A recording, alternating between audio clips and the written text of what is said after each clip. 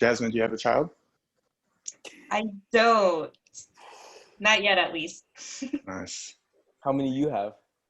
3. 3. All right, we're recording. All right, great.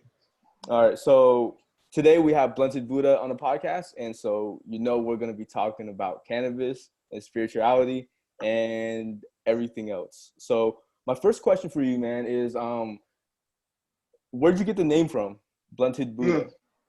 Yeah, it's kind of a funny name, isn't it? We're kind of jealous. We're kind of jealous. We are. We're like, copyrighted yet? It could go either way, because look up blunted in the dictionary, and that's not the description of what the Buddha is. The Buddha saw things clearly. So it could go either way. Obviously, I'm a fan of cannabis, and I'm talking about my preferred method of rolling cannabis, which is a blunt. So I don't know if you guys got that or not, but of course, yeah. You guys are young. Yeah, you guys are young, man. so you get it. A lot of people, you'd be surprised how many people don't get it. Is my point. Oh, are you serious? But hey, why don't I do a quick intro real quick so people know who I am? So, please. Yeah, so my name is Scott. I'm 43, married, 3 kids. I'm an entrepreneur. I'm a writer of philosophy. I'm a poet. I'm a mystic. That's me. Woo! And where are you based out of, Scott? Denver. Nice. Yeah, Northwest Right. Denver. So it's easy for you. Yeah. I mean, we moved here. So one of the businesses that I own is Lien Organics. It's a CBD company. And it's actually my wife's company. My wife, when we were living on the East Coast, she started her own self-care line, like body creams and stuff like that. And me being a pot smoker, I also have chronic pain in my hips and back, just because sitting in front of a computer for 25 plus years. Also, I had like an injury doing sit-ups. So I have chronic pain, and I discovered CBD in 2016. And like I said, my wife was already working with essential oil. She had these creams that were amazing. So we combined the two, decided to move to Colorado, and it's been the best move ever. When was this? We moved here in November 2017. Gotcha. Yeah, I met her in 2009 in Las Vegas. She has 2 kids, so 3 of the kids that I said that I have are stepkids, but they're very much mine. Yeah. I've been in their life for the last 10 years. What was I going to say? What were we talking about? You met your wife in Vegas. Wow. Yeah. That's pretty unexpected. Yeah, we were both living there at the time, so. Okay, I thought it was like you two happened to just be vacationing at the same time and ran into each other. Nah, we were both locals and we ran into each other, so a little bit less romantic, but it was still cool. So you guys are running a business? Mm-hmm. Like 1 or 2? You said 2 separate businesses, or? Yeah, so I'm doing 2 startups. One of them is Leanna Organics, which is a CBD skincare and wellness company. Like I said, that's very much my wife's company. I kind of help her with sales and marketing. But that's also a family company. Like our 2 oldest kids, one of them sitting here looking at me right now, trying to be quiet, is a 21-year-old. She's the manager of our store for Leanna Organics. We have a store in Westminster, Colorado. And then our son is in charge of all design. So he knows Illustrator. So any design that we need, we send it his way. I do all the copy for the company because I'm a writer. And my wife makes these amazing creams, oils, salves. She has like face creams that are 100% organic, eye serums and stuff like that. So that's Lien Organics. And then the second one, which is a little bit less developed, is Mindful. Mindful spelled Mindfool. It's a play on the Buddhist word mindful. And it's less developed, but I think it's still a really great idea. I mean, just the logo, or not the logo, the name of the company alone, we have a really good logo. We have really good designs. We started off as an apparel company, but I think I'm going to pivot and make it more of a spiritual company where I'm producing content and stuff like that. And then I'll have a store to sell my shirts if I still do that. Nice. And do you consider your Blunted Buddha as like a self-brand? Yeah, I mean, what was the question? What kind of brand? Yeah, like do you consider Blunted Buddha to be like your personal brand, or like, do you hope to expand that into a storefront eventually too? Yeah, Blended Buddha is very much my personal brand that I write poetry and philosophy on. I don't really want to commercialize it at all. Yeah. Versus Mindful. I mean, even with Mindful, I really want to switch it to more of a content base, because I discovered with Blended Buddha that there's such an overlap of psychedelics and cannabis and Buddhism and spirituality. There's so many things that are the same. If you do one, you have the similarities with people that do the same. Maybe they don't smoke pot, they're just really into spirituality. But guess what? They're also peaceful. They're also introspective. They're also drawing a blank on the third thing right now, but there's a lot of things that makes a lot of sense. And then to answer your question, I'm sorry, go ahead. I was just gonna say, I absolutely love that you have a family business. That is amazing that the whole family's involved. That is so cool. Well, you have no idea how happy I am about it, because the amount of work that needs to be done is tremendous.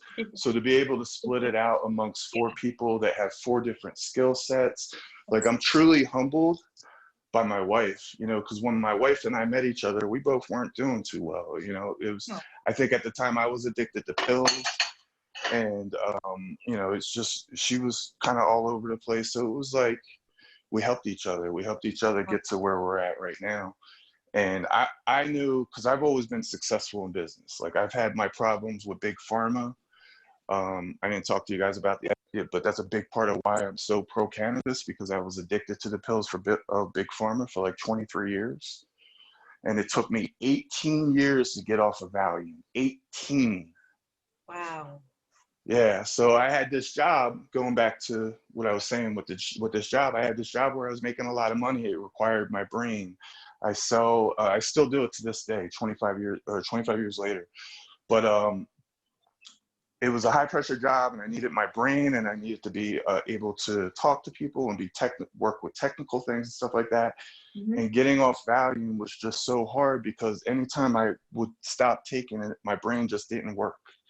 So it was a cycle where I just, I had to go back to the doctors and blah, blah, blah for 18 years or 23 years total before I finally got off. And that's a big part of why Blended Buddha is Blended Buddha, because cannabis is not addictive. Cannabis comes from nature. Cannabis, it might be a little psychologically addictive, but it's not physiologically different. It's not physically addictive, like Valium, opiates, etc. So a lot of this stuff was reasons why Blended Buddha came up, because I realized that there's these intersections of spirituality and cannabis, and there's these hypocrisy in the world about the stuff that Big Pharma was doing, how they were killing me. It's about how many people have died from opiates.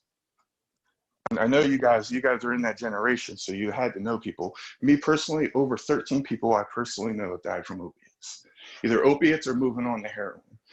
So all of these things, just, you can hear the fire in my voice right now, because I'm very passionate about it. But all these things came and made Blended Buddha come forward. My best friend, actually, from college, passed away a few years ago from a heroin overdose. But yeah, she was, funny thing is, when we met, we were trading pills. That's how our friendship started. Yeah. Yeah. Yeah, I lost my best friend when I was 22. We hung out every single day. We went to high school together, blah, blah, blah. And I started dating this girl and kind of disappeared for 6 months. You know how that happens. Yeah. And one day I got a call, yo, man, he's dead.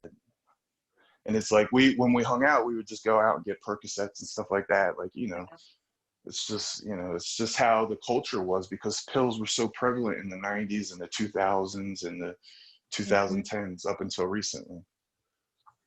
Yep. But it's scary though, because you hear about all these I hear about these young people in rap songs and stuff like that talking about Valium. I'm like, dude, you are killing yourself right now, man. It's bad. They shouldn't be legal. So I have a quick question. Have you ever kind of dabbled in like the NFL, as far as like there's a movement going on in the NFL where what is it called, Valium? I hear that Valium. Valium, yeah. I hear stuff like that and just other pills or stuff like that is really prevalent in sports, especially the NFL and stuff. And there's been a movement to big movement to kind of legalize cannabis for athletes. Like, do you have anything to say about that? I think NBA, one of the major sports leagues, just announced that you're allowed to smoke pot now. They're not going to test What? for it anymore. Yeah, I don't remember which one it was. NBA. I want to say NBA. Are you serious? When was this? Yeah, it's dope, right? So Literally. they said that they weren't going to test players during this downtime. What else would that mean? Why would they not? Yeah, it's because they want to smoke. But just this downtime? Was it just a downtime? Yeah, I thought it was during while the season's off. I heard that. But that's still, what I thought you meant. Yeah. But still, that's cool though. That's cool. I didn't know it was just why the season is off. But still, it's a step forward, right? Big step. Big step. Yeah. So I have a question for you guys. Have you ever had any spiritual experiences while smoking cannabis or psychedelics or anything like that? Oh, hey, Jasmine, I'm going to use the restroom real quick because I stay hydrated. So you can start first. I'll be right back. Yeah. So my experience, it was actually after about a 3-month tolerance break. And I was sitting out in the yard, at night. And as I'm sitting there, it's like, that was when I realized we're all one. Like I could literally feel my body kind of expanding and morphing and floating up, but connecting with the air, connecting with the chair in front of me. And I just as if particles just started coming apart. So that was super cool. And That's beautiful. That was beautiful. And it was peaceful too, right?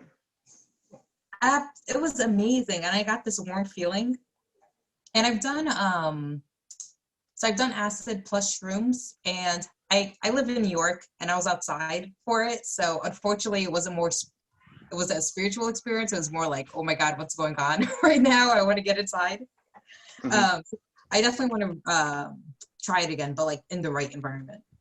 What'd you talk about? The LSD or? Yeah. Acid yeah. Oh, plus shrooms? Yeah. Well, not together, but yeah, I've done shrooms, yeah. Oh, I thought you said you did them together at the same time. I was like, whoa, what's that like? But what would that be like? Yeah, that would be crazy. I don't know. But LSD for sure. I did it one time and it was just I immediately recognized it as a spiritual experience. It was just felt this intense, euphoric, energy that just kept going through me, and I couldn't handle it. It was so euphoric, it's constantly, and I constantly, I got the giggles and all that, but it was just I recognized, I was wow, it was just such a profound experience where I felt things are stripped, the traditional spiritual LSD awakening experience, but I was already really awakened at that point. So that's for me, it was such a cool experience, because it was it's just directly experiencing something that I don't know, just use kind of spiritually practice to kind of soften the veil. So.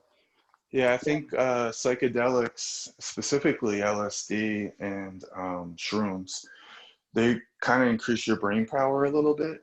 So if you're meditating or if you're trying to focus on something specific, you're going to be able to do it easier. Meditation, maybe not, because your mind is also very unsteady because it's very chaotic. Yeah. But there's also a bit of that's why people get more creative and more intelligent and stuff like that. It's why microdosing is so popular right now. Interesting. Yeah. But one of the things, since we're talking about cannabis and spirituality, is combining the two. There's every time I smoke, I consider it to be a spiritual experience. Yeah. I try to go within. I always try to meditate when I smoke cannabis. I love that. Yeah, it's hard to focus sometimes because again, your brain is chaotic. But one of the things that you and I talked about, Andy, that I wanted to talk to your audience about and to Jasmine about is HeartMath. So HeartMath Institute is a research place that does research on electromagnetic waves and human breathing and heart and stuff like that. And they did some really, really good studies that have really good science in them. It's based on the science of HRV, which is heart rate variability. It's the best way to monitor and what's the other word I'm looking for? It's the best way to monitor meditation, know if you're doing it right, know if you're doing it wrong, because it monitors your nervous system. It doesn't monitor your thoughts. Thoughts are a effect of your nervous system. So you're getting more to the root by monitoring your nervous system than you are by monitoring your thoughts, which is some of the other meditation devices. But one of the cool things that I've been able to do is combine that spirituality and that cannabis using this app and this little Bluetooth thing that clips onto your ear that measures your HRV. And I did it right before this conversation. So I meditated using my HeartMath device and calm my nervous system, because I'm high as fuck right now. I took an edible like an hour ago and I smoked a bunch right before we came on.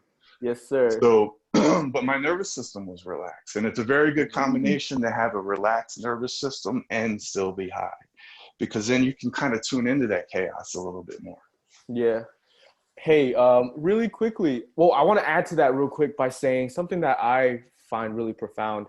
Two things. Number one is if you raise your vibration, if you can get in a good mood while you're smoking it, or while you're first getting high or whatever, it's a real good positive momentum that can happen. Because for me, in the past, I've been someone who really struggled with negative thinking, and then on top of that, when you smoke, it's like super bad. It's like it gets really crazy. It's an intensifier, right? Right. So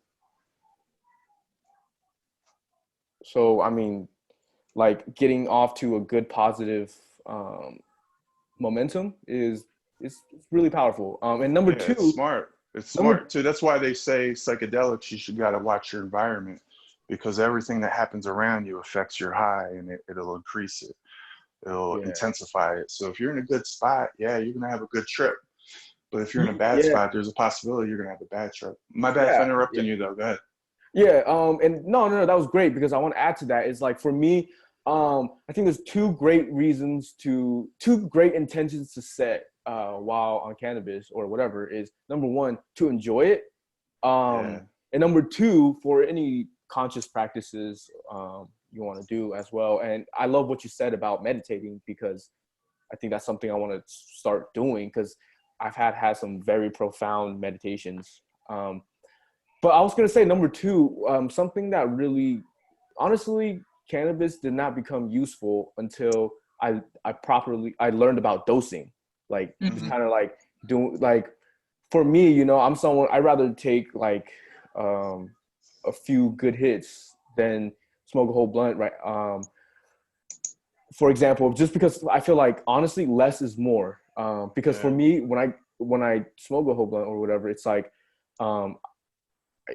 it's like I don't feel like, oh, like this is an amazing experience, and it's like I feel more tired than anything. But when I have a smaller dosage, it's like I can be way more mindful with it. What do you have to say about that? Do you guys know about the endocannabinoid system? A little bit. Yeah, so it's a network of neurons throughout our bodies that cannabis binds to. It's a balancing system. That's all it is. So that's why balance with marijuana is very important. So I'm right there with you, even though I smoke way more pot than what you just said. That don't matter. It's a balance for me, because I've already grown up a huge tolerance to marijuana. But still, I have to watch my balance, because if I smoke 9 blunts a day instead of 2 or 3, then shit gets fucked up in my life, and marijuana becomes a hindrance instead of something that helps me deal with pain and stomach issues and stuff like that. Because I am a legit medical user of marijuana. I used it to get off of Valium. I took my last Valium in July of 2018 after 18 fucking years of trying to get off that motherfucker. Damn. Tell me how that should be legal. Damn. So the other thing, and this goes back to your very first question, is Blunted Buddha came about because I think I had a spiritual awakening with the experience or with the benefits of, while using cannabis. When I was like 18 or 16 or something like that, I didn't like marijuana. It was too much for me. I was already a sensitive person, and everybody around me was using it, so I tried it, and I had like kind of like an ego death when I was real young. And I didn't recover from that for a real long time until I was like 25-ish, maybe even longer than that, to be honest. Because my 20s, up until like mid 30s, I was fucked up, you know. And I have an addictive personality. I admit that. It's one of the things that became very clear to me after awakening, because you guys will probably know this, that, you know, for the first 3 months or 4 months after awakening, everything's fucking amazing. And then you go downhill. Yes. So, I mean, I went deep into the underworld and made my way back out of it, you know, thankfully. Yo, I experienced the same thing. Same thing, man. When I became super present in 2016, like for the first time in my life, like my mind stopped, right? Like, because it used to be just constant on. And then it's like the next few weeks, and then the next few weeks felt completely euphoric. Felt like I was in heaven. But then as time went on, right, it started to diminish, and it started just feeling neutral and peaceful. And and then like for me, it went downhill. I got in a relationship, and it went completely downhill. But out of that going downhill, all this amazing stuff that I'm doing now has, showed up. Yeah. So when I was trying to get off of Valium we moved here in November 2017. That's when I started smoking pot really, really hardcore. And it was all to get off of Valium. And I finally got off of Valium. I smoked, no lie, like 3 pounds worth of pot in like 10 months. I know it because I had the receipts. I paid for it all. I spent like fucking 20 grand on pot, man. It's fucking crazy. Wow. But it got me off of Valium. So, I mean, it was worth it. Yeah. But during this time, before I got off of Valium, it was still April-ish. I've never written a line of poetry in my life. I've never written a line of philosophy in my life at this time. Up until like 3 months before this happened, I was just trying not to suffer. I was just a fucking poor sap. I mean, things were really good at that point in my life. You know, 2013, my son was born. We moved to the East Coast to get away from Vegas because we figured out that wasn't a good place to have kids. I met a mentor in when we were living on the East Coast. He was my next door neighbor. He was a Buddhist. And I was already a Buddhist at this point too. And he was just, have you guys ever ran into someone that was just like, man, you're a fucking angel. Like, where did you come from? How do I deserve this? Like, he was just so wise and so patient, and he saw the things that I didn't see. Like an example was my stepchildren. You know, I'm a compassionate person. Someone that I've always been sensitive. I've always been compassionate, and I've always, you know, I try to be a good person, you know. But with my stepchildren, it's something I couldn't really figure out at first. You know, like I said, I was addicted to Percocets when I met them, so I wasn't in the best mindset. And then even as I became sober and everything became great, I couldn't figure out how to do the stepdad thing, because I would give them space and I wouldn't be too hard on them, thinking that, you know, they'll love me for that.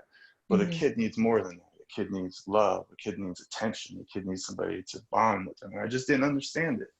You know, I didn't understand these things until my son was born. And then I ran into this guy that was, you know, kind of this mentor. So, and he was really into the religion of Buddhism, and that wasn't my thing. I'm just a philosopher. I'm not into religious. I am spiritual nowadays. But one of the things that drew me to Buddhism is they don't talk about what happens after death. They don't talk about who God is, because who fucking knows? What matters is ending suffering in this lifetime. That's what the Buddha focused on. Yeah. So one day, after smoking 3 pounds of pot, trying to get off of Valium, moving to Denver, I just woke up and everything was fucking perfect. Wow. It was very gradual. It was very mild. But like, I know you guys have done this because you talk about having a high vibration. And Andy, I see your tweets about gratitude. You know how sometimes it's hard to feel gratitude because it feels like you're going against the grain, but you do it anyway because you know it's the right thing to do and it's the right thing to change your mindset. What do So you mean? Sorry, what do you mean about that it's like going against the grain?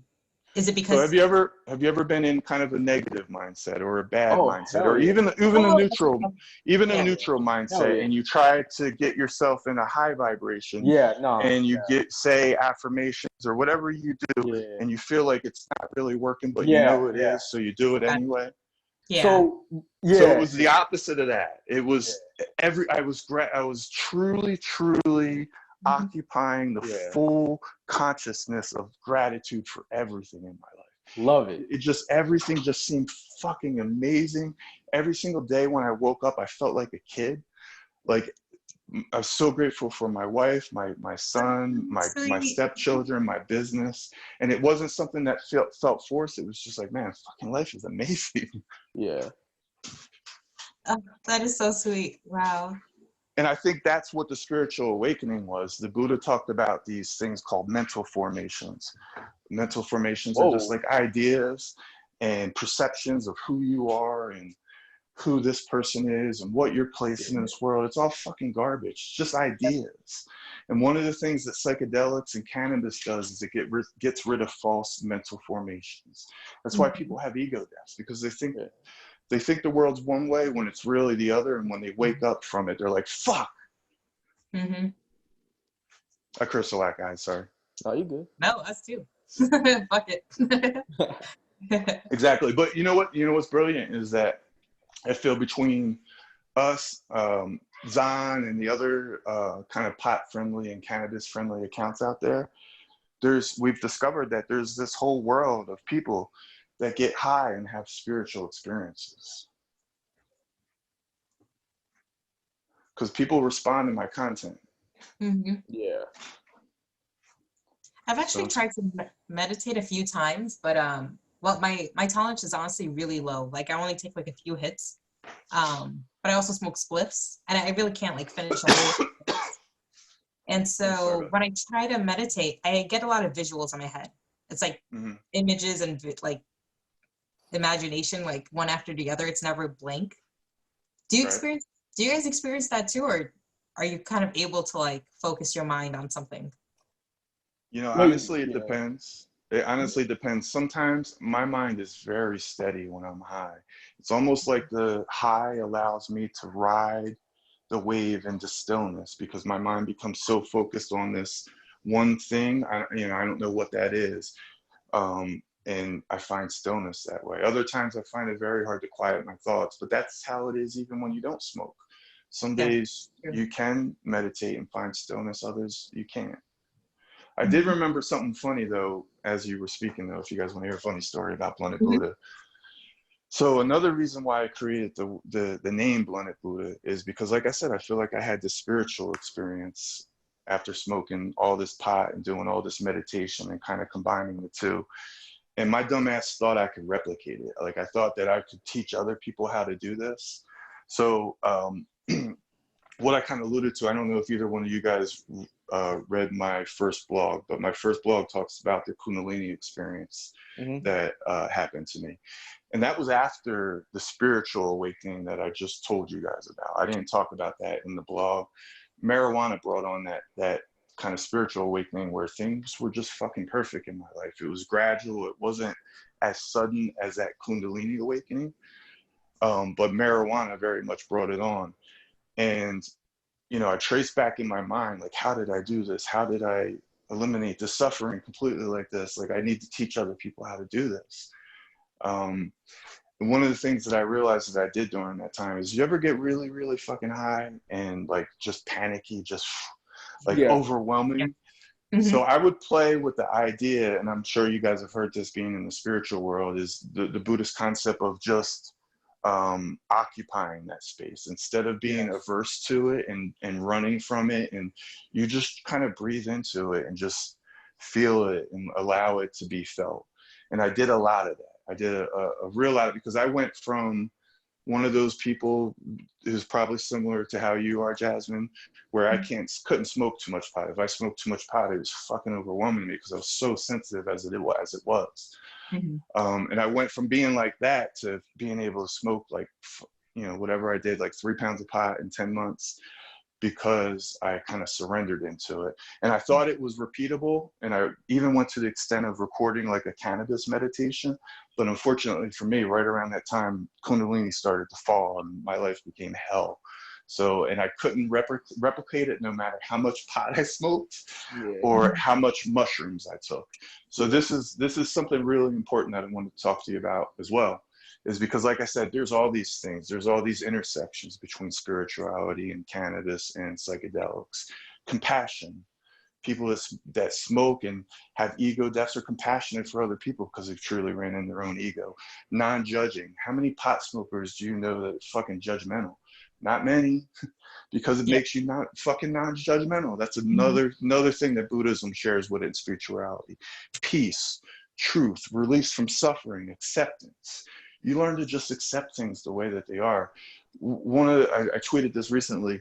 When you smoke pot, one of the things that happens is you become content with life. Maybe not content with the way your stomach feels and you want to go get food and stuff like that. But if you smoke pot on a Friday night, at least that's how I am.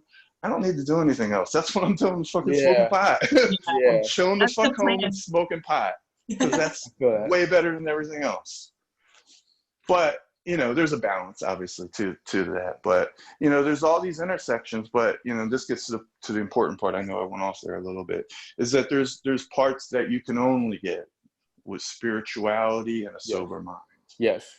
You know, so there comes a point where, number one, you have to watch your balance, even when you do say, you know what, marijuana or psychedelics are part of my life. It helps me explore my inner being more. Yeah. It helps me truly understand who I am. It helps me find profundity at the core of my being. You know, there's all these fucking amazing things that happen with psychedelics and cannabis. But if you use them too much, and this is what happened to me, you know, things don't go well. You know, you run into a bad trip. And this is one of the powerful things of nature versus big pharma, because if you use big pharma's drugs too much, you fucking die.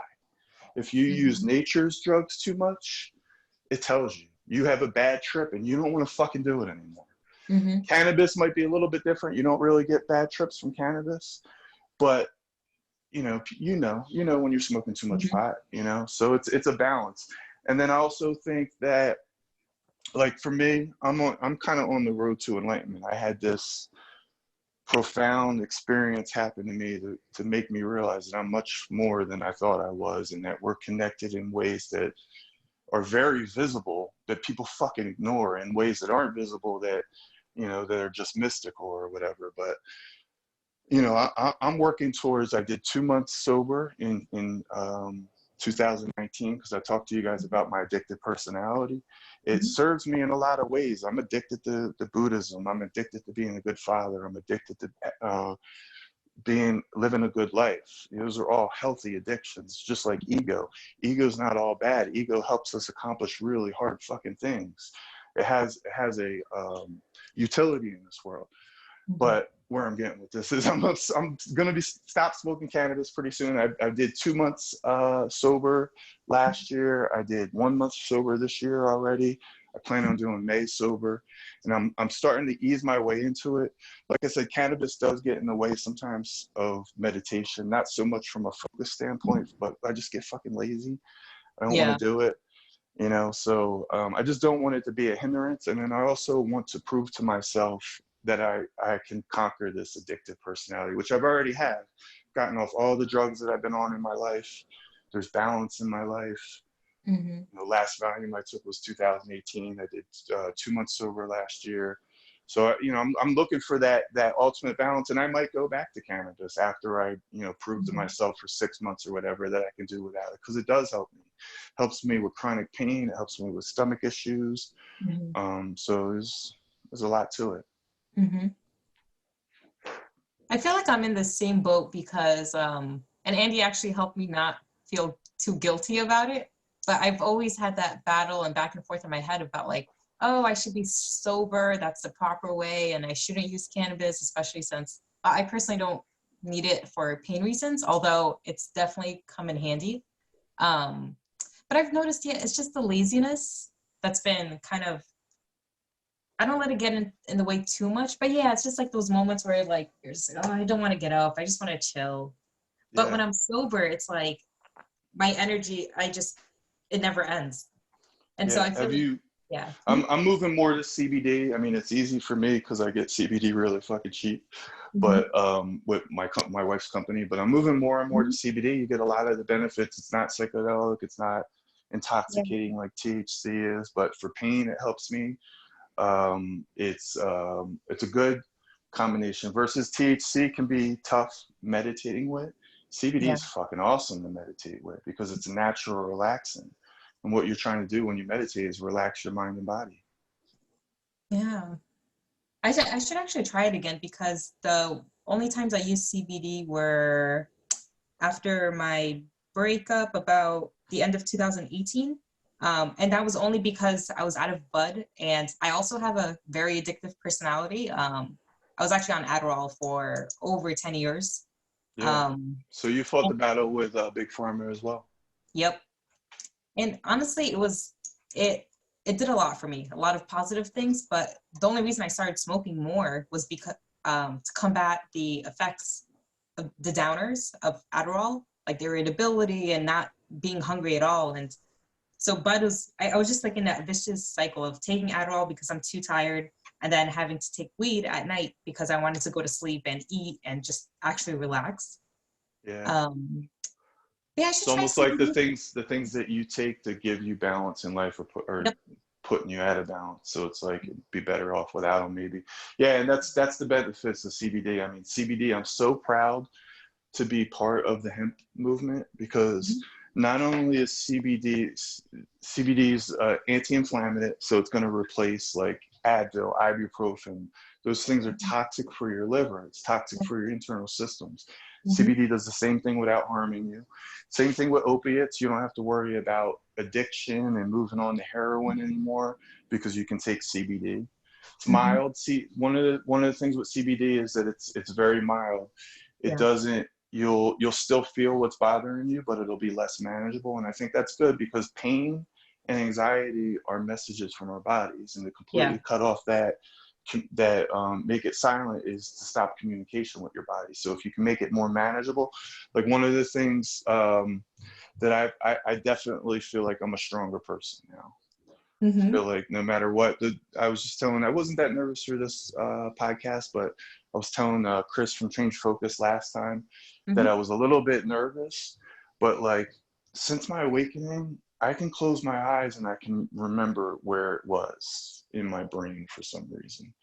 And that confidence and that creativity and that ability to put words together and all the things that came to me after the awakening, I can just shut my eyes and get to it. So when I was nervous with Chris, I kind of went to that space and like instantaneously, fuck, I know who I am. I know who Yeah. I can talk about who I am. Why am I afraid? You know? So Mhm. stuff like that. See, but going back to CBD is I'll send you some so you can try some of ours. I'll send you a code Whoa. for our website. That's awesome. Yeah. I'll definitely check out your products too. I should Yeah, try. we do things the right way. We can do like third-party testing. We're working on our good manufacturing process certification and stuff like that. So we have a quality product. I know you love it. Is CBD completely legal now or no? Yeah, 100%. It's one of In the the good things US? Trump did. Are you Yeah, yeah. serious? Trump signed a bill in December of 2018, completely legalizing it. The FDA has been dragging their feet though, and that's why like banks and merchant accounts and shit like that haven't really hopped on. Yeah. But I mean, it's the future of health. It's the future of skincare too. CBD is an antioxidant and an anti-inflammatory. It's very good for your skin. So there's a lot of benefits to it. So I have another question. What do you guys have planned next? I see you guys are doing the podcast, and are you guys doing YouTube too? Like what's the plan for you guys? Yeah, I got on YouTube, so I was intimidated by YouTube, just because I don't know. I've watched YouTube my whole life, and just I don't know. I always been intimidated by it, so I felt comfortable with the audio route. So I did audio for the first year, and I love kind of like the feedback and everything, and just kind of the fan base, the small fan base that we're able to build, and it's growing. And then like January, I started YouTube. because because the podcast, the audio podcast is more like, I want it to be more like a show, you know, like the Oprah show, like the whatever show, right? It's more like a show, and it's more like relevant, up to date with me. While the YouTube, I want it to be a library of information. So the videos I post might not be connected, but they are always there. Like 4 years from now, someone wants to learn how to go in their inner body so they can practice presence, they'll find that video. It's right there in that playlist. If they want to learn about presence, it's right there. They want to learn about appreciation, is right there. And so I'm growing that, but also just kind of starting to learn more as an entrepreneur, digital entrepreneur, and I'm really into that lane. And I would love to talk to you off air about a lot of stuff like that too. Yeah, we're starting to find some success with Lien Organics. We're definitely still a startup. But here's the thing, is that most people start a business thinking that they're going to open an online store and people are just going to start buying. You know, same thing with, you know, if you create a digital product or something, they just think, all right, I got to get the product out, and then people will pull their credit cards out. And it just doesn't happen like that. I thought like that. That's why I can laugh about that mentality, because my dumbass in 2018, I had this spiritual awakening. And I went from being this, you know, poor sap that was suffering in life to actually, again, at that point, I was already kind of doing well. And I've always done well in business. It was just being too sensitive and having problems with big pharma and stuff like that fucked me up. But fuck, I lost my train of thought. What were we talking about? Oh crap. I'm a lateral thinker, so I start thinking about something else, and then I think about the first thing we were talking about. You were saying big pharma was missing it. Yeah. Oh, you were thinking about how you just expected people to just buy stuff. Oh yeah, so business. So we're talking. Okay. So 3 pot smokers. So anyway, so I mean, I learned these lessons, man. I mean, I'd love to talk to you about what I've learned, because I've learned a lot, and we're breaking away from the pack right now. I don't know if you know anything about the CBD world, but it's the most competitive market in the fucking world. There's like 10,000 CBD companies. So separating yourself from everybody else and stuff like that, like, I just thought it would be easy. I thought we have really good design. I knew that from the very beginning, that we probably had the best design in the industry. A lot of that's my wife. We had a lot of really good things to start with, but it's not enough, man. You got to do fucking everything in business, man. You have to do your SEO, your email marketing, your social media. You got to sell in person. You got to go to markets. Like, it's fucking nonstop. And that's why when you guys said about, I think it was Jasmine that said it's got to be amazing to have a family business. It really fucking is. I'm so grateful for my children and my wife, and I'm also humbled by the things that my wife was able to figure out that I wasn't. You know, my wife has this amazing female intuition. She got us out of more than one really fucking bad decision that I was trying to lean us towards for whatever reason. And I was the one with the business experience. I was the one that's funding everything. Like, you know, I thought, I made this money, I'm the one that's going to be quadruple it. And to a good extent I was, because I've done a lot of good things for Leanna Organics, but I'm just humbled by my wife. And I'm so grateful that we have these 2 kids to help spread the workload and help us with our passion.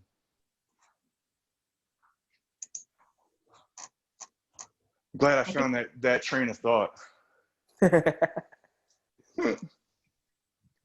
I feel like I'm in the, I feel very fortunate to be in the position where I've gotten so much demand with no promotion, no store, that I need to open up a store now, because it's just too much to handle on my own and doing everything manually. So yeah, God bless you.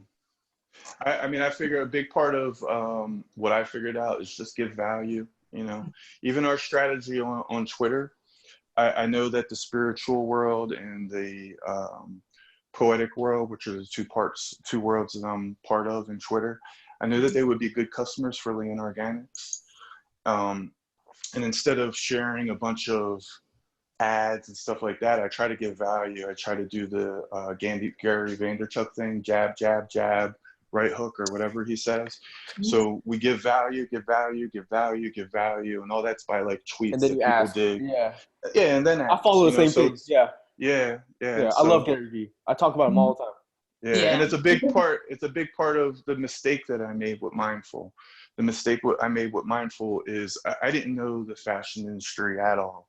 I was just fucking arrogant. I thought that if I had the money, I could launch the site. The shit looked great. Everybody was gonna fucking buy it, but it didn't happen like that. And I think the reason is because I didn't give enough value. I didn't find my audience. I didn't really say who this is for. I thought skateboarders and stuff like that would like it. I didn't really go after the spiritual audience, which was, kind of where I'm at and what I'm passionate about anyway. So my idea for Mindful, I think it's a pretty good idea, but I'm going to play around with it, is I want to use my writing ability and create some cool content around the values of Mindful, because the values for Mindful are similar to Blended Buddha in terms of spiritual person who doesn't give a fuck. I don't care. I don't care what people think about me. I don't care about the social norms and shit like that. I want Mindful to be like that, kind of rebellious.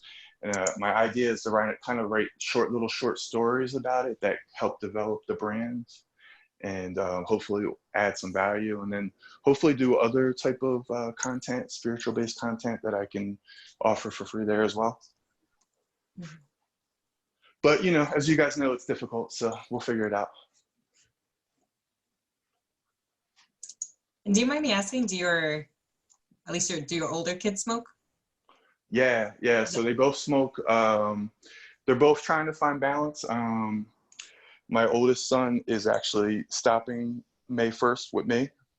Nice. So he's going to be doing at least a month sober. I think he needs to do more because I don't think marijuana is good for kids. I think me as an older dude, it's great for me because it helps me with pain. It helps me, kind of relax, which is two things I know I need because I have pain and I'm a business owner. So I need to chill the fuck out sometimes. But for kids, it's not the best sometimes. And then my daughter doesn't really have a problem with it. She's, first off, both of them are fucking amazing. So they, like I said, they both help us with Lien Organics. They help around the house. They're great children to me. They help out with our 6-year-old. So I have no complaints with them. Even my son, who, he wants to walk away from marijuana. Mm. Yeah, I didn't really start until maybe like 20, definitely after 21. So it must have been like, I didn't really get it into consistent use until like maybe 24, which I'm really glad I didn't do that as a teenager, because with an addictive personality, I can't imagine what would have happened. Yeah. I mean, but it is the powerful thing about pot and marijuana is that with the addictive personality, the worst you can do is have a bad trip or eat too much in marijuana's case, So, but there is a psychological aspect of it. And I think that's a big part of what's going on with my son is he wants to stop smoking because he's not liking the way it makes him feel these days. But, my wife and I are happy that he's dealing with this instead of Percocet withdrawal or something else. That's definitely true. Yeah. Yeah. Are you guys both in Florida? No, I'm from New York. Okay. So yeah, I East grew Coast. up in South Jersey. Oh, nice. I kind of figured when you said East Coast, I figured it was something tri-state based on your accent too. So Scott, where do you see the whole cannabis psychedelic movement heading? Because I live in Florida, right, and it's kind of like I think one of the slower progressing places as far as cannabis, because there's a lot of probably old people and certain political people, I think. But I see like Canada, I see like all these places just kind of, it seems like they're doing really well with it. How do you feel about that? So first off, Florida is actually getting much, much better. So I do 3 things. I'm an extremely busy person. Yeah. I've been selling technology for the last 23, 25 years, something like that. Yeah. It's how I made the money to fund these 2 businesses I'm launching. Yeah. I tried to retire in 2018, but they wouldn't let me leave.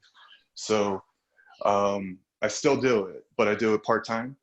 And one of my customers is a medical marijuana dispensary in Florida. And number one, they're busier than ever. I mean, they're opening a new store like every week. But also the state of Florida has allowed them to stay open because they recognize it as a true medical business. Wow. Yeah, so it's changing in Florida. I mean, Denver. Thank you. I mean, Denver, you can, Colorado, you can, it doesn't matter, man. I mean, you're not allowed to smoke in public out here, but like you can grow plants in your backyard. Nobody will care at all. I smoke pot on my front porch all the time. I mean, I put it away when I see kids because I don't, you know, I don't want to be a bad influence on the kids, but nobody says anything to me ever. And then to the point where I grow outside every single year. I do a big grow outside, and I went around to all my next door neighbors like, look, you know, I apologize for the smell. I am a medical user. You know, it's just for myself, blah, blah, blah. And they're like, I don't care, dude. It doesn't matter to me, man. I'm glad you're smoking pot.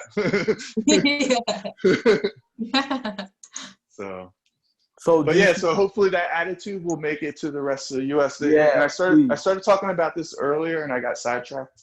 I'm so proud to be a part of the hemp industry, man, because hemp is cannabis, which cannabis has two species, marijuana and hemp. I don't think they're truly considered species, but it's a good way to think of them. The real difference is THC. If it has more than 0.3% THC, it's considered marijuana. Anything less, it's considered industrial hemp. 0.3? That's 0.3, so way less than 1%. Wow. Yeah. Yeah. But here's the thing, though, is that hemp is going to completely replace plastic.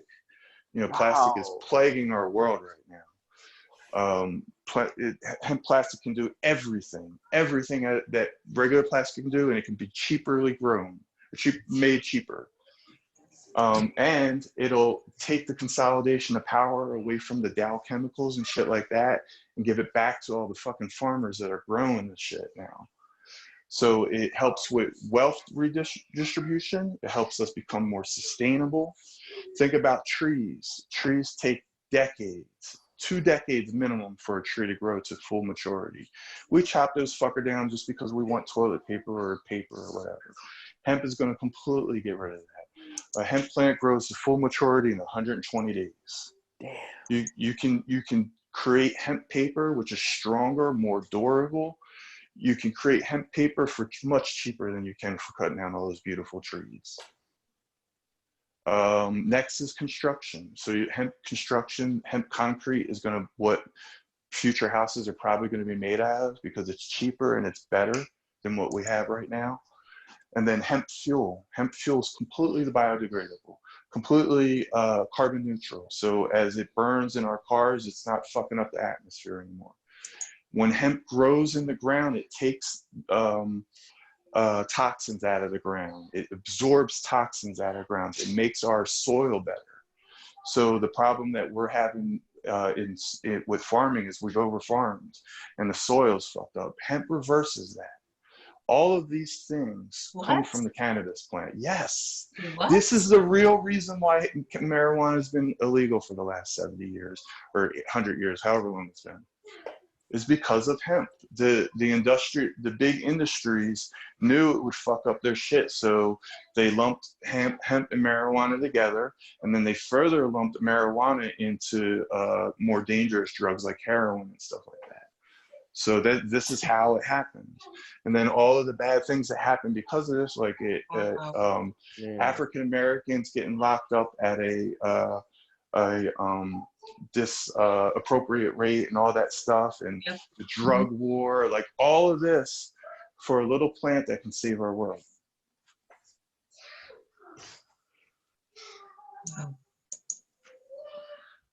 So I appreciate you guys having me on, man. This is awesome. So of course, man. But what's been the shift in consciousness? Like because I remember a while ago, it was like, when did Denver come around? Because I remember it was like no place was legal and it was like still so badly perceived. And then like out of nowhere, you know, it's like what, Denver, California, like Seattle, I don't know what happened. And now it's like, you know, you said. Yeah, I think Cali led the way. I mean, we've always been a bunch of hippies out in Colorado. It's like, I'm not a Colorado native, but I will fucking never leave Colorado. Because I'm a hippie, man. That's who I am. So 2009-ish, I think, we got a medical program. We were the first in 2014 to have a recreational program. And that's where, in my opinion, where things really started to shift. Mm-hmm. And you know, I don't know if you guys know anything about Colorado, but I was afraid that our cell phone coverage and internet coverage wasn't going to work today because so many people have moved to Colorado that they can't keep up with the bandwidth. Wow. Verizon, AT&T, Sprint, they're spread to their limit. They can't take on any more customers. Everything's slow. Our internet, we went from having like gigabit internet when we were living on the East Coast to, I think it's like 60 or something like that. It's horrible. Like we can barely like stream two TVs at once. It's all because people are moving here because cannabis is the future. Hey, can I ask you something? So, Yeah. You know, one thing that always kind of not bothers me, but one thing I think about is like American infrastructure, right? Like if you think about New York City or whatever, and look, I know nothing about politics or, you know, economy or whatever, but the buildings are getting old and you have to replace all that infrastructure, blah, blah, blah, and whatever. But I was thinking, you know, like, man, the middle, you know, like kind of like the middle region of the United States is kind of like not less developed, but, you know, there's less like, my point is if we build up from there and we build things like, you know, like, because there's a lot of farms over there, right? Like farming lands and stuff. And what you said about a lot of open space. Right. What you said about the positive effects of cannabis to the soil and everything else. Like, you know, I just think, man, this can be a really good thing for how we're going that is what's happening in Colorado. We're built, like I'm part of it. So I live in Northwest Denver. I don't even think we're considered Denver anymore, to be honest. Although if I put Denver on my mail, it'll still come to me. But where we're at is they're calling it the New West or the New North or something like that, because so many people have moved in and they've come to this area that all of this infrastructure is just being built, like gas stations, is shopping. Is this all because of cannabis? Like not all, but like a majority of it? Yeah, man. Yeah, I think the majority of it is because of cannabis. Well, so this is creating. So how much untapped potential are we talking about here? Economically, I just read a figure, 17 billion. So 17 billion is how much hemp can put into the U.S. economy. Wow. Hemp and marijuana. I think that includes both of them. Yeah. 17 billion. And then, like I said, that's being redistributed to farmers. That's being redistributed to the people that are actually doing the work instead of some big company that owns a patent on some compound that's poisonous to our fucking earth. Wow. That's powerful. That's powerful. Yeah. Wow. Well, I really am fascinated by the subject, and I kind of want to stay around here real quick. Like, so do you think the U.S. Will be a powerhouse of it? Because China is huge on CBD, I heard. Is that true? Mm-hmm. Right. So yeah. Well, I mean, the thing that we have to remember about China is that they never legalized they never made hemp illegal. They only made marijuana illegal. So they have a much more mature hemp program, but we grow better stuff out here, and our CBD ratios are much higher in Colorado than they are because they weren't growing it for CBD. They were growing it for fibers and stuff like that.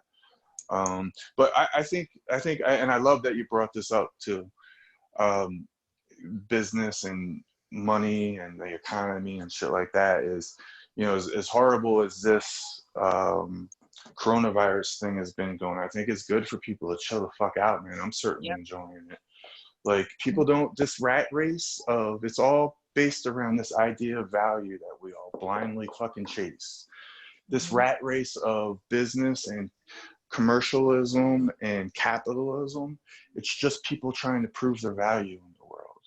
And one of the powerful things, this is why another reason why I'm such an advocate of cannabis and why I stick by blunted Buddha, even though there are some contradictions at the higher level of cannabis and marijuana.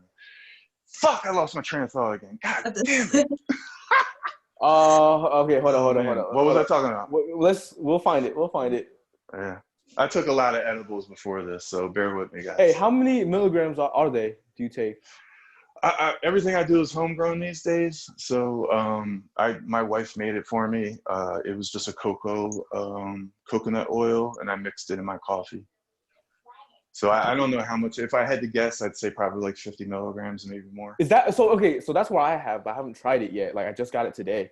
Yeah, 50 milligrams is a bit high for you if you want to stay around 5 to 10 milligrams. So that's like how much of the caffeine should I take? And So this like, is one of the good things that happened with Colorado is they were able to precisely say, okay, this is a good dose for somebody. 5 milligrams is safe for anybody. You might not feel it if you have a high tolerance. Yeah. But it's not going to fucking kill you if you're not kill you, but make you have a bad edible experience. So 50 is like if I what I want to take just to like if I'm really trying to get there one day, like just for whatever reason, for one time, like 50 is a good move or not? I mean, I'm hesitant because edibles are the one way of taking cannabis that you can really, nobody's ever died from a cannabis overdose ever. There's never been a report of it.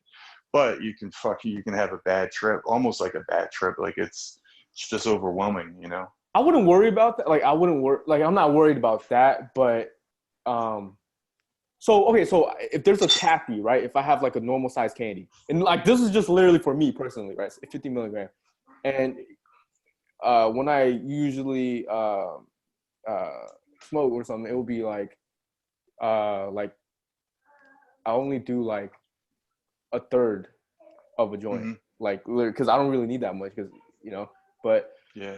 So how much would you recommend? Like half of a candy of a 50 milligram, or a third, or? Yeah, you can go 25 milligrams isn't gonna bring on a bad high. I think if you go 50 milligrams, that might be a little bit too much for your system. What if I went like half? Would that be too little? You'll definitely still get high, dude. Okay, I'm just gonna test it because that's one thing. Like for me, it's like I never enjoyed it when I put myself in a bad environment back in high school, right? Bad environment, and then like just stress, and then like just kind of 2 or 3 blunts, like at a time or something like. But everyone is different though, Yeah. I think it comes down to intentions too. We were talking about this earlier, like setting good intentions. Sorry, real quick question. So and these are kind of personal questions for me, honestly. Before we end this, because we gotta go. But how do you function better? Because I noticed that so I actually got arrested for cannabis. So when coronavirus hit, I literally just got off of it, off of the the legal issues and stuff. So wow. But now that I'm back, it's like just the first time. No, it was the most. If it wasn't for that, I wouldn't be where I am today. Because that's when I realized, just because I was like really mindful and empty-headed, like like clear. That's why you have good vibes. You know that, right, Andy? Is the way you explain that, because we make chaos out of order by our stories we create in our brain. Yeah. And you created a beautiful story around what happened, and that's why you vibe so high. Yeah, I didn't even mean to really, but it just kind of means a lot to me. But yeah, like I hit the point where I was just kind of like, because I come from a mindfulness background. Like that was my background, right? Like that's where I got my start. Like that's when my life changed. But then eventually I realized like, oh, like I realized I didn't have a high vibration, because I got into like more of the Abraham Hicks stuff. And so I started to realize like, oh, my external reality, like, if all these negative things like heartbreaks, arrests, and like all these things are happening to me, I obviously do not have a high vibration. I have more of like a neutral vibration. So my life literally changed June 5th, literally when I realized I had to raise my vibration. And I really want last year? Was June that last 5th, year? 2019. 19, okay. Yeah. So it's pretty recent. It's almost a year, but ever since then life has been like you empower yourself. Like I said, you really empower yourself by the way that you explained it to yourself, because like I said, the false formations and stuff like that we create, it's all just ideas. We create these ideas. Oh, this is what happened to me. It happened to me because of this, because this dude was black and I was Asian, and like we create all these false fucking things that just don't. But the way that you explained it was beautiful. Yeah, and I love how we can connect on the mindfulness, presence, enlightenment type of thing. Because I don't talk about that as much, just because it's not as relevant in my life. We could do another podcast about that and business, like the business questions that you have. I want to do. And we need to talk off air too, man. Yeah, I don't consider myself a master at all when it comes to business. Be careful of people that do. Be careful of people that do, because everybody thinks it's No. easy. No. Everybody reads these Gary Vaynerchuk books and whatever, and like, I can do that. This shit's fucking hard. Well, yes, I reluctantly do it because I remember what we were talking about, the rat race. I reluctantly do it because, you know, I'm against this rat race, man. I think this whole downtime is good for people. I think that what's going to change, and marijuana is going to be a big part of it, because this is what marijuana does to people's psyche, is it makes them not care about finding value in the world. It makes them not care about impressing other people. I'm content where the fuck I'm at. I'm enjoying myself right now. Hell yeah. You know, so I think marijuana will make it so people are less consumer driven and less like trying to impress people and stuff like that. Yeah. And more realistic. Yeah. You know, because that stuff isn't realistic. It's chasing something false. Yeah. It's such a bummer that for some people, it's like the people I feel need bud the most are completely against it. I think it's like worse than Yeah. Yeah. It's our jobs to change their mind, guys. So these are personal questions I just want to ask you real quickly, just quick answers. How do you kind of stay focused, or how do I say this, on cannabis? Like, it kind of like, how do you enjoy it? How do you use it for yourself? Like, instead of, you know, just kind of letting it or going down a wrong mental path or something, like, because does it help you focus your intentions better? Because I noticed that's something that I recently noticed, is kind of like, hey, like, if I set intentions, if I focus on one thing or whatever, like, it actually helps when I'm on it, you know? Me personally, it just helps me relax. You know, like I said, I still work a 9 to 5, and I got 2 startups. I have 3 kids. I'm married. A very, very busy life. So that first hit every single day, I'm like, oh, yes, this is fucking amazing. Because I'm past that part where weed makes me anxious. I think if you use it a lot, that anxiousness and nervousness goes away for the most part, unless you take a lot of edibles or whatever. But that's what it is for me. But I think you're on to something. I think that setting an intention and using the medicine, because it is medicine, properly is important. Do you have anything to say about any type of like conscious practices with cannabis, or why would you even combine those two things instead of just being sober about it? Yeah, I would urge people again to check out this heart math stuff. They got some really dope science around their stuff, and you can change the way you feel by changing the way that you breathe. It's actually easier. Oh, hell yeah. Yeah, you can actually easier change the way you feel with breath than you can with thought, because your nervous system responds immediately to breath. Within 5 minutes of breathing a specific way, your nervous system changes. Well, versus with thoughts are slippery and stuff like that. I'm sorry, I didn't mean to keep talking, but I knew I would forget if I didn't finish. No, I'm done. Okay, well, because the thing is, like, when you are doing breath work, you're focused on your breath. So that alone is like a meditation. Yeah, like, it is. It's mindful. It's still movement. Like, you're moving, but you're finding stillness in the repetition. Yes. Yeah. And if you're struggling with negative thoughts, right? Like you said, like, I would never recommend try to be positive. If you're struggling with negative thoughts, I would return to your breath or return to the present moment or mindfulness. I never, ever tell people to practice appreciation when they're feeling bad. I always tell people to practice appreciation or things of that nature when they're feeling good, because everyone at any point during the day, they feel good for at least a small duration, and it's about extending that rather than fighting. You make me want to check out your content, man. I know you have some other stuff, man. I want to check it out, dude. That's all the fuck I talk about. There's so many people's lives have changed because of these teachings, and that's why I'm so fucking passionate about it, because well, I get an authenticity from you and talking to you now that it's impossible for me to get that over tweets. Even if I listen to someone else's conversation, I'm trying to tune into someone else's conversation versus us talking, and I can feel it from you, man. I can feel the way that you and you as well, Jasmine. I can feel that you guys are in a good place. Thank you so much. Okay, we got to end this because we got to go. But hey, I'm gonna be messaging you, man. So just be aware of that. It's been a pleasure. Seriously, this is awesome. Yeah, my platform is about spreading love, you know, trying to get men and women to love each other again. I'm trying to get the racists to love each other again. I'm trying to get gay people and non-gay people to love each other again. Like, it's just silly that people fight over these dumb fucking things. Let's just love each other. And where can people find you?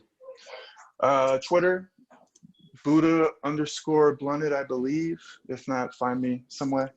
Yeah, I got you. Link in the description. Bluntedbuddha.com is my website. I got a couple blogs up. I'm about to release another one. And I'm also on IG. Perfect. All right. Thank you so much. Yeah, thanks for having me, guys. All right.